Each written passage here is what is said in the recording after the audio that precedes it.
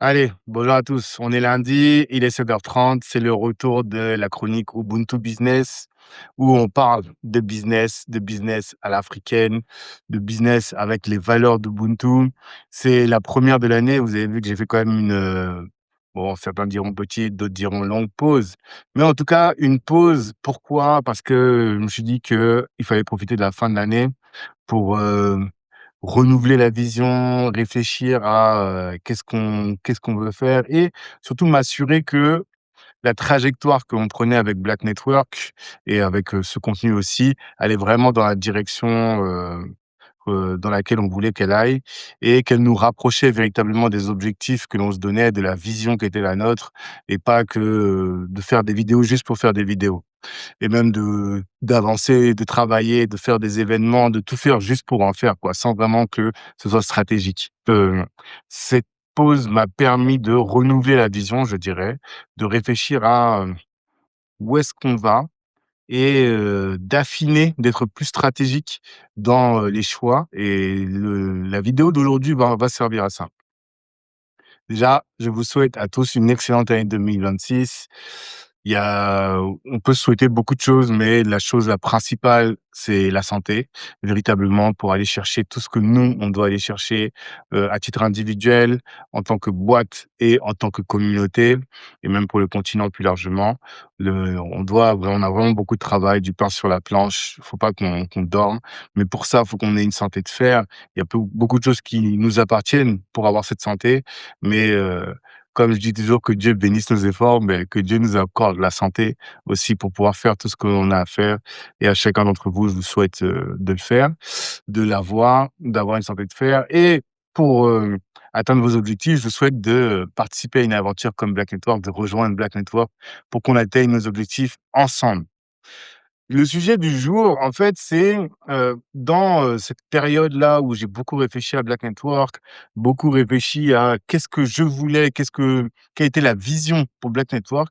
Il y a une expression qui est apparue qui est le mindset de croissance. Et je me suis dit, depuis longtemps, je pense que tous ceux qui écoutent le podcast, Kalimandjaro, on parle beaucoup de l'ambition, d'ambition, d'ambition et l'expérience qu'on a dans les business clubs, c'est on a beaucoup de gens qui sont ambitieux, mais force est de constater que l'ambition ne suffit pas. Pour aller là où on veut aller, faire ce qu'on veut faire, ça suffira pas d'être ambitieux. Je dis toujours que l'ambition, c'est comme une Ferrari, mais qui a pas de carburant.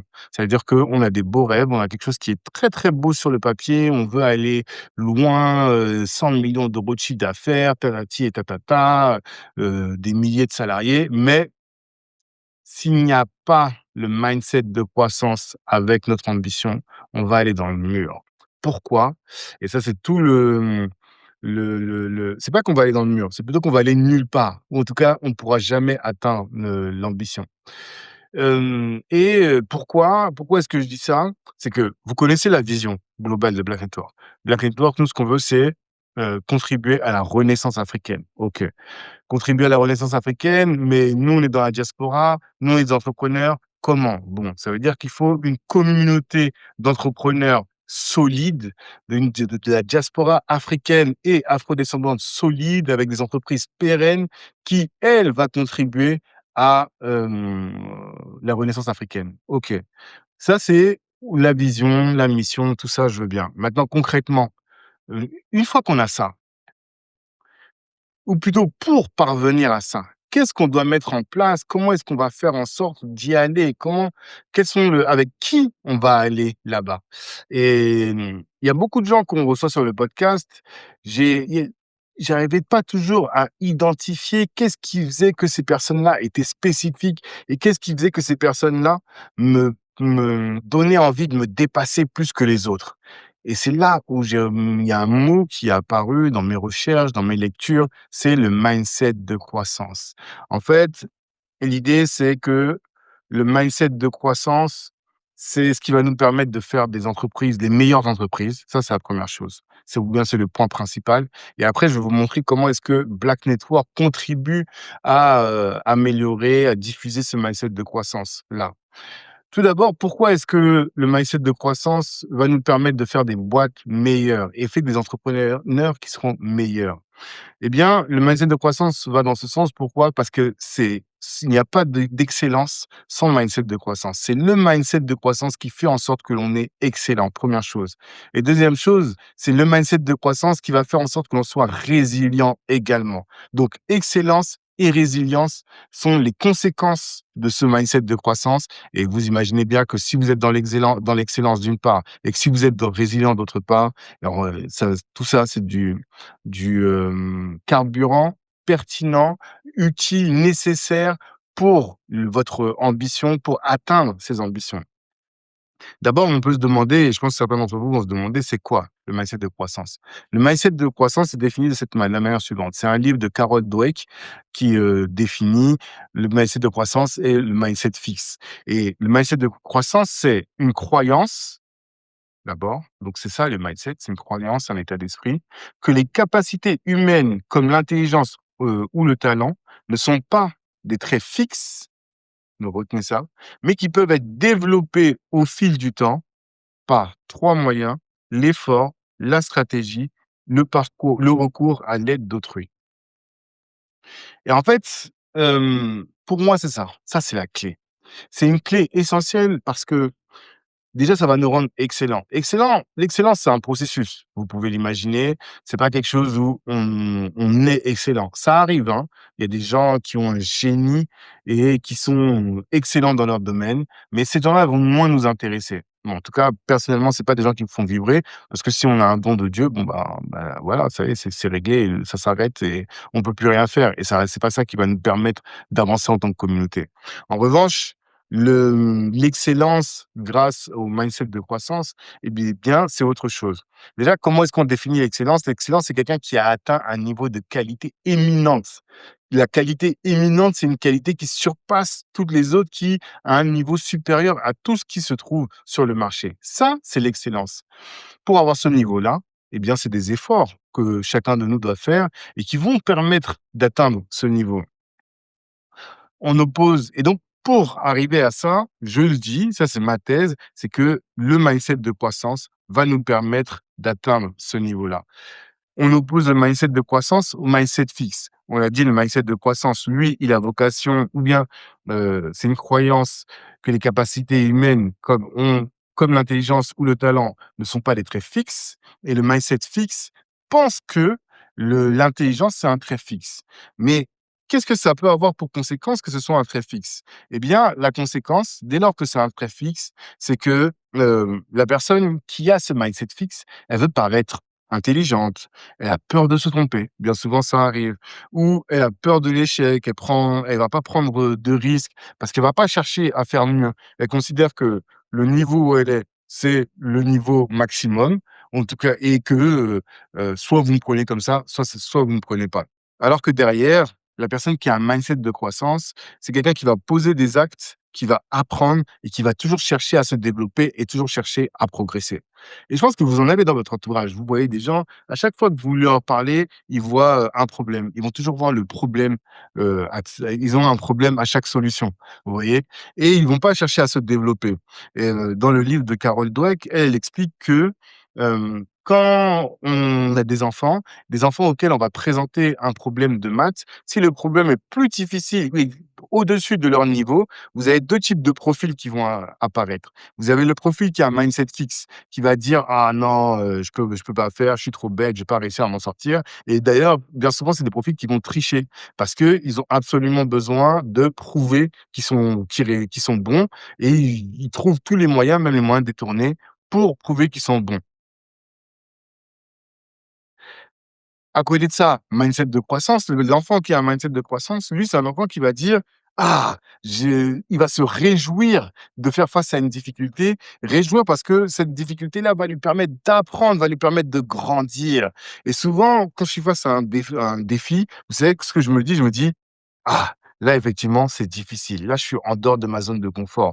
Mais j'arrête pas de me dire dans ma tête: «Tu imagines Tanguy, le jour où ce problème-là que tu n'arrives pas à régler, imagine le jour où ça va rentrer dans ta zone de confort. Tu seras trop puissant, tu seras vraiment hyper fort. Et ça, c'est ça qui t'amène à croître parce qu'on on ne rechigne pas devant la difficulté, on n'a pas peur de la difficulté. Au contraire, c'est elle qui va nous permettre de nous améliorer. Et parce qu'on sait que là où on veut aller, c'est difficile. Là où on veut aller, c'est grand. On a des objectifs des objectifs qui sont ambitieux et il va falloir qu'on se dépasse, qu'on se surpasse pour ça. Ça, c'est le mindset de croissance.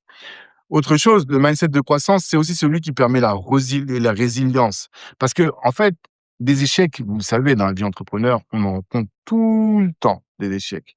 Et c'est le mindset de croissance qui va nous permettre de dire, OK, là, j'ai un échec, certes, mais si je me positionne, si je travaille, eh bien, je vais pouvoir le surmonter. Et comme je le disais juste avant, la compétence que je vais acquérir va me permettre de surpasser ou de performer, de surmonter tous les différents obstacles qui vont se présenter et qui seront au même niveau que cet échec. Pour vous permettre d'illustrer ça, avec lesquels je parle souvent savent que j'aime beaucoup Kobe Bryant. Kobe Bryant, c'est un basketteur dans les années 2000, au début des années 2000, et qui est l'un des plus grands basketteurs aux États-Unis de la NBA de ce siècle. Je pense qu'il compte parmi les 10 meilleurs basketteurs au monde, en tout cas de la NBA. Et faut avoir à l'idée que, quand il avait 18 ans à peu près, il était déjà, en NBA et il fait un match et dans ce match-là, il fait 4 airballs. Je sais pas si vous imaginez ce que c'est que de faire un airball. Airball, c'est quoi? C'est quand vous faites un shoot et que le ballon, il est tellement, pas bien lancé, le tir est tellement peu puissant qu'il va même pas toucher l'arceau. Je dis pas toucher l'arceau en rentrant, c'est que c'est comme si ça, c'est le panier, vous tirez pour les gens qui connaissent pas le basket, hein, vous tirez et hop, il en a fait 4, 4 dans un match de NBA. Ça veut dire qu'il y a des télés, des dizaines de milliers de personnes, des milliers de personnes qui sont dans le stade qui regardent, des dizaines de milliers, c'est pas centaines de milliers qui regardent le match. Donc là, franchement, c'est la honte. Pour de vrai, c'est la honte. Je sais pas si vous avez déjà fait des airballs, mais c'est la honte. Et je me souviens d'avoir entendu une vidéo sur internet où on l'interviewe et on lui demande: «Mais comment tu t'es ressenti? Comment tu t'es ressenti à ce moment-là?» Je crois que même c'était une finale de NBA, tu fais 4 airballs. En plus, tu es jeune, les Lakers, c'est une grande, équipe, une grande franchise, voilà. Comment est-ce que tu t'es ressenti? Est-ce que tu as pas eu honte? Et il a dit limite, lui, pour lui, c'était une question idiote. «Comment ça, je peux avoir honte?» Et donc il a analysé son échec. Il analyse, il dit que, c'était la fin de saison, mais j'ai plus de puissance dans les jambes et donc comme j'ai plus de puissance dans les jambes, mes shoots, ils vont être trop courts. Donc il dit: «OK, donc maintenant qu'est-ce que je fais? J'ai identifié que j'ai un problème, eh bien je vais mettre en place des actions correctives pour faire en sorte d'améliorer». Et c'est ça la Mamba mentality, c'est comme ça qu'on parle de Kobe. I was like, I'm fucking fine. Okay, I shot 5 air balls on national TV in front of millions of people that cost us the series, and I'm 18. I'm fine, dude. How did you get mentally and emotionally so strong where it doesn't bother you?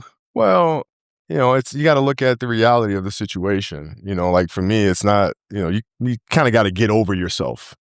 Like, it's not about you, man. Like, okay, you feel embarrassed. You're not that important. Like, get over yourself. That's where you go. Get over yourself, right? Like, you're worried about how people may perceive you, and like you're walking around and it's embarrassing because you shot 5 air balls. Get over yourself, right?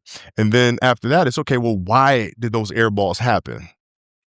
Got it. High school, year before, we played 35 games, max, right? Week in between, spaced out, plenty of time to rest. In the NBA, it's back to back to back to back to back to back to back. I didn't have the legs. So you look at the shot, every shot was online. Every shot was online, but every shot was short, right? I got to get stronger. I got to train differently. The weight training program that I'm doing, I got to tailor it for an 82-game season so that when the playoffs come around, my legs are stronger and that ball gets there. So I look at it with rationale and say, okay, well, the reason why I shot air balls is because my legs aren't there. I go, well, next year they'll be there. That was it. Done. Qu'est-ce qu'il a mis en place derrière pour améliorer? Déjà, fait notable, ils rentrent, parce que c'était dans l'Utah et eux, ils sont de Los Angeles. Dès qu'ils arrivent à Los Angeles, au lieu de rentrer chez lui, il va dans la salle de sport qui est juste à côté de chez lui et il shoot toute la nuit, toute la nuit, toute la nuit, il shoot et à partir de ce moment-là, qu'est-ce qu'il va faire? Il va mettre en place une routine et des entraînements réguliers pour lui permettre de muscler ses jambes et faire en sorte que ça n'arrive plus jamais. Et vous pouvez imaginer que tout ça, c'est déjà cette logique-là face aux échecs qui permet et ensuite ce que lui, il a mis en place lors de cet événement, de cet entraînement et à la suite de cet échec-là, qui vont lui permettre. Et il y a beaucoup de gens qui auraient dit non, le basket, c'est pas fait pour moi, la honte, qui seraient restés bloqués parce qu'ils n'arrivent pas, parce qu'ils n'ont pas réussi, bah, lui non, c'est une autre attitude qu'il va avoir. C'est ça l'attitude d'un champion, c'est ça l'attitude de quelqu'un qui va progresser. Oui, on peut rater une session de pitch. Moi, je me souviens d'un dîner où il y avait le boss de L'Oréal, il y avait du gros monde et mais le truc était full English. Parler anglais, j'ai pas de problème. Mais quand il faut parler le langage de tous les jours, il y a pas de problème. Mais quand il faut disserter, là, c'était vraiment une discussion philosophique sur le leadership en anglais, j'étais perdu. À un moment, on m'a posé une question, j'ai baragouiné un vieux truc, j'étais perdu. Je pourrais me dire: «Non, ça y est, c'est fini, je reviens plus dans ce genre de rendez-vous». Non, non, non, j'ai pris un coach en anglais et là, j'ai beaucoup progressé sur le sujet et je sais que ça ne m'arrivera plus et j'ai hâte de me retrouver maintenant dans un dîner de ce type-là pour pouvoir, surmonter cet échec-là, surmonter cette difficulté-là et des échecs, on en aura toujours en tant qu'entrepreneur. Maintenant, la question, c'est quelle attitude on a par rapport aux échecs? Eh bien, c'est l'attitude de la Mamba mentality, c'est le mindset de croissance, cette, philosophie de la croissance, de s'améliorer toujours, qui va nous permettre de, dépasser les obstacles et d'être à haut niveau. Maintenant, vous avez compris, j'espère. Si vous n'avez pas compris à ce stade-là ce que c'est que le mindset de croissance et comment on oppose mindset de croissance et mindset fixe, eh bien, dites-le en commentaire. Je me ferai un plaisir de compléter et de discuter de tout ça. Et ceux qui sont dans les groupes WhatsApp, venez, on en discute. Maintenant, qu'est-ce que nous, on fait à Black Network? Comment est-ce que Black Network contribue à accompagner la communauté pour qu'on devienne puissant et à acquérir ce mindset de croissance? Là, il y a deux choses. Il y a un, le podcast Kalimandjaro, et 2, tout ce que nous, on met en place pour nos entrepreneurs que sont les mindsets, les masterminds et nos rituels. Tout d'abord, Kalimandjaro. Ça, je parle pour les personnes qui écoutent pas beaucoup de podcasts, qui, découvrent un peu, l'univers Black Talk à travers ces vidéos. Eh bien, si vous écoutez le podcast, j'ai une base de données, une IA qui me permet de, chercher les thématiques qu'on aborde ou bien de questionner la base de données sur les thématiques que j'ai envie d'aborder pour m'assurer pour trouver, pardon, des exemples de ce que je cherche dans les podcasts qu'on a enregistrés.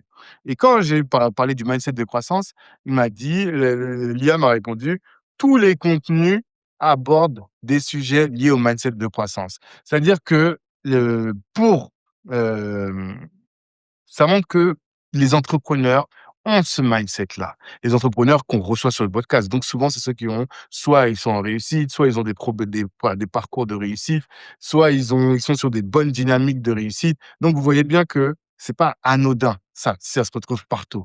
Et l'exemple que je vais vous donner, je vais vous en donner 2. Le premier, c'est celui de Moussa Wagué. Moussa Wagué, ceux qui connaissent, c'est peut-être le deuxième épisode du podcast ou en tout cas le premier épisode qu'on a diffusé dans le podcast. Et lui, il explique qu'il a connu la faillite et il dit toujours: «J'ai mangé du caca et le caca, c'est mauvais» et donc ça l'a tellement traumatisé, cette faillite-là, que maintenant il s'est organisé pour tirer les leçons de cet échec et structurer sa boîte avec la technique des 5 pourquoi. Je pense que j'en ai déjà parlé dans pas mal de vidéos. Si vous savez pas ce que c'est, bah, posez la question en commentaire, je vais vous en parler. Mais il a utilisé cette technique-là et c'est quand là, j'étais en train de faire ma perestroïka, là, de reconstruire Black Network, j'en ai discuté avec lui et il m'a dit ça, il m'a dit: «Utilise la technique des pourquoi». Pourquoi est-ce que, moi je disais pareil: «Pourquoi est-ce que je facture pas suffisamment?» OK, à cause de ça et ça et ça m'a permis d'arriver à la racine du mal global et de chercher des solutions pour pour régler ces problèmes-là. Et lui, c'est ce qu'il a fait. Pourquoi est-ce que on a été en faillite? Parce qu'il y a des sociétés qui facturent pas. Pourquoi ces sociétés ne facturent pas? Et tac, tac, tac, tac, ça redescend jusqu'à trouver la racine du problème. Et une fois qu'on a trouvé la racine du problème, on met en place des actions des correctives et on améliore. Et c'est ce que lui, il a fait. Souvent, j'en parle, je le cite aujourd'hui sur le podcast. Pourquoi? Parce que le de tout ça, de cette faillite-là, il a appris que ce qui manque dans nos boîtes, c'est la structuration et les process. Et du coup, il est maintenant devenu un as dans la structuration et les process qui lui ont permis d'être à la tête de la boîte qu'il a aujourd'hui, qui hésite et qui est solide. Donc ça, c'est important. L'autre exemple, c'est l'épisode qui est sorti vendredi, qui est Fabrice Dorego. Fabrice me disait, enfin, plutôt, je connais assez bien Fabrice maintenant, et je vois qu'il a énormément de livres. Si vous voyez sa bibliothèque, enfin, vous seriez tous impressionnés. Il y a énormément de livres partout et c'est quelqu'un qui a fait peut-être une vingtaine d'années en tant que banquier d'affaires et aujourd'hui, il a un fonds d'investissement et il accompagne les startups à, se développer et en fait, il est passé de accompagner les fusions acquisitions, ce qu'on appelle le M&A, des gens peut-être des boîtes de private equity qui n'étaient pas du tout dans l'univers des startups. Aujourd'hui, il accompagne que les startups.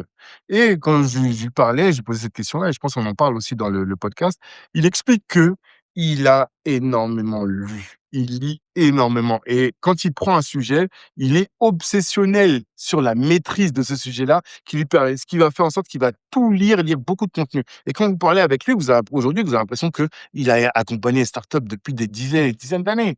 Mais en fait, c'est quelqu'un qui s'est formé et qui n'a pas eu peur d'aller chercher la connaissance là où elle est. Il y a beaucoup de gens, vous leur dites, on a l'impression qu'une fois qu'ils ont fini l'école, ça y est, ils ont fini d'apprendre. Mais ça, c'est pas des gens qui ont le mindset de croissance. Le mindset de croissance nous permet et nous apprend, nous invite, nous encourage à nous développer et à toujours travailler, apprendre, apprendre, apprendre avec effort, apprendre avec stratégie. Ça, on en reparlera dans d'autres vidéos, mais vous comprenez un peu quelle est la dynamique. Et s'il y a un outil que j'ai envie de vous partager, c'est la loi des 10 000 heures. Parce que quand on faisait le podcast, avec, celui qu'on a rediffusé la semaine dernière avec Elisabeth Moreno, elle explique que si vous lisez 15 minutes par jour, vous pouvez devenir un boss dans votre domaine. Mais imaginez un peu la loi des 10 000 heures. 10 000 heures, c'est quoi? En fait, c'est une théorie qui dit que si vous faites une activité pendant 10 000 heures, au bout de 10 000 heures, vous serez un as dans votre domaine. J'ai fait le calcul, 10 000 heures, c'est quoi? C'est si vous travaillez à temps plein, à raison de 35 heures par semaine, pardon, ça fait que vous allez travailler pendant 5 ans et demi. Et si vous faites ça, 5 ans et demi à 35 heures par semaine sur un sujet, eh bien, vous serez un master, vous aurez masterisé ce sujet. OK. Donc, maintenant, ça veut dire que, si vous travaillez 70 heures par semaine, 2 fois plus, à raison d'un peu plus de 10 heures par jour, eh bien, vous pourrez masteriser le sujet en moins de 3 ans. Vous voyez? Donc si vous posez-vous la question: «Où est-ce que j'en suis aujourd'hui? Quelles sont les compétences qu'il me faut pour, atteindre la vie que je veux, l'objectif que je veux?» Eh bien, sachez que si vous vous mettez à fond, à raison d'une dizaine d'heures par jour, dans 3 ans, vous êtes le master. Et si vous êtes le master, vous pouvez commencer à faire des consultings. Votre vie, elle va changer. Ça, c'est sûr. Moi, je le vois, ça fait 5 ans qu'on a fait le podcast. Plus de 5 ans.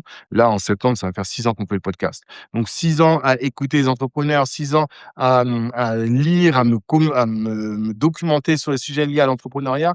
Mais aujourd'hui, ma connaissance, mon QI entrepreneurial, il est hyper élevé. Je suis pas encore un docteur, mais dans le domaine, mais le QI est élevé. Ça, c'est parce que on se focus pendant longtemps sur une tâche et on apprend, on apprend, on apprend, on lit, on se documente, on regarde des vidéos, tout ça. C'est que comme ça que l'on va pouvoir être des masters dans notre domaine. Et pour faire des boîtes solides et pérennes, il faut des gens qui soient masters dans leur domaine. Faut pas, j'en ai marre des braqueurs, j'en ai marre des aventuriers. C'est bien pour se lancer, c'était bien. Mais là, au moment où on est, au niveau où on en est aujourd'hui, c'est plus ça dont on a besoin. Moi, je le dis depuis maintenant, nous, on veut 100 entrepreneurs qui font 10 millions d'euros de chiffre d'affaires et qui ont un EBITDA qui fait qu'ils dégagent des millions d'euros. Ces entrepreneurs-là, Black Network, c'est là qu'on va. Ces entrepreneurs-là, eh bien, pour arriver à ce niveau-là, il faut qu'ils aient le mindset. Il faut qu'ils aient un mindset de croissance. Sinon, c'est impossible. Ou en tout cas, si vous y arrivez, bah, je ne donne pas cher de votre peau. Parce qu'à la moindre erreur, vous allez mourir. Ou moindre difficulté, vous n'allez pas réussir à vous déplacer, à vous transformer. C'est ça le grand sujet. Et nous, ce qu'on met donc en place au sein de Black Network, je le disais, c'est on fait des masterminds et on fait des rituels. Moi, ce sont les masterminds qui m'ont permis de constater que tout le monde n'avait pas le même mindset, ce mindset de croissance. Et parce que j'ai vu des gens, le mastermind, c'est quoi? C'est vous êtes seul face à 5, 6, 7, 10 entrepreneurs qui ont plusieurs années de boîte, en tout cas qui ont quand même des compétences et qui vont venir vous challenger parce que vous avez une problématique dans votre boîte. Et on a vu des entrepreneurs qui ont fait des masterminds et soit qui se braquaient, soit qui écoutaient pas les conseils, qui les prenaient personnellement, et je me suis dit: «Il y a un problème dans le mindset de cette personne» et j'arrivais pas à identifier c'était quoi. Maintenant, j'ai compris, c'est que sur ce point-là, ça manquait d'un mindset de croissance. Le mindset de croissance, il prend les feedbacks, il les prend pour ce que c'est, pas celle. Ce n'est pas une remise en cause de la personne elle-même, mais c'est une remise en cause de sa compétence à un moment sur un sujet. Ça, c'est ce qui manque. Et ça, nous, on le fait régulièrement. C'est mastermind pour les membres de nos clubs, première chose. Et aussi, quand on se retrouve comme ça, que ce soit à KBC, que ce soit au cercle, ben, l'idée maintenant, ça va être d'être plus poussif sur quel as-tu rencontré un échec cette semaine? Quel échec as-tu rencontré? Qu'est-ce que tu as appris cette semaine? Et avec cette dynamique-là de partager les échecs, de partager les apprentissages, eh bien, ça va nous permettre de progresser, progresser, progresser. Et là, c'est comme ça qu'on va former une génération d'entrepreneurs qui dépassent les 10 millions d'euros de chiffre d'affaires. Et avec ces 100 entrepreneurs-là qui dépassent les 10 millions d'euros de chiffre d'affaires, je vous dis même pas ce qu'on vous prépare par rapport à la communauté. On a besoin de ça. Et même si aujourd'hui vous êtes à zéro, vous êtes à 100 000, à 500 000, à 800 000, à 1 million, ben, rejoignez-nous quand même. Et si vous avez ce mindset de croissance, ou si vous voulez acquérir ce mindset de croissance, on va mettre en place plein d'ateliers qui vont être dans cette dimension pour nous permettre de devenir puissants économiquement en tant que diaspora. C'était ça mon message. On veut contribuer à la renaissance africaine, mais on va le faire avec des entrepreneurs et une certaine catégorie d'entrepreneurs. Si vous ne vous reconnaissez pas dans le mindset de croissance, c'est mieux, vous quittez là. Et là, on avance avec, comme dirait l'autre, des gens robustes et fiables. Merci en tout cas de m'avoir écouté. Vraiment, je vous souhaite une excellente année 2026. Il va se passer énormément de choses. Je sais qu'on aura des challenges, mais je nous souhaite que nous puissions les surmonter tous ensemble et qu'on soit résilients face à la difficulté. Et surtout, surtout, surtout, surtout, que Dieu bénisse nos efforts. Ciao tout le monde.